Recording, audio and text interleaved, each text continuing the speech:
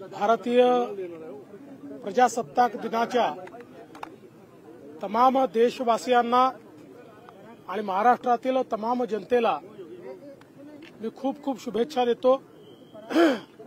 आपला प्रजासत्ताक, आपलं गणराज्य, आपली लोकशाही ही चिरायू हो अशा प्रकारची ईश्वरचरणी प्रार्थना देखील करतो।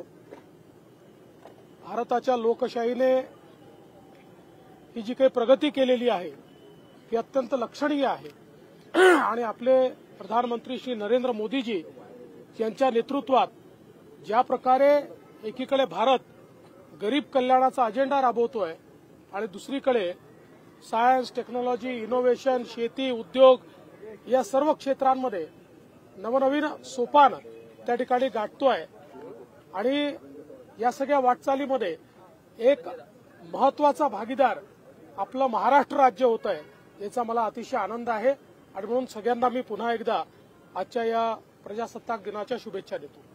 जरांगे पाटील निघालेल्या मुंबईच्या दिशेने पोहोचलेल्या नवी मुंबईत सरकारच्या कायदा सुव्यवस्थेच्या पहिल्यांदा तर माननीय उच्च न्यायालयाने आम्हाला काही निर्देश दिलेले आहेत। कोणालाही आंदोलन करण्याचे पूर्ण अधिकार आहेत, पण ते शांततेने झालं पाहिजे, ते नियमाने झालं पाहिजे अशा प्रकारे माननीय उच्च न्यायालयाने सांगितलंय।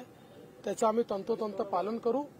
त्याचसोबत जे प्रश्न आहेत ते प्रश्न कसे सोडवता येतील याकरता माननीय मुख्यमंत्र्यांच्या नेतृत्वात आमचे प्रयत्न चालू आहेत।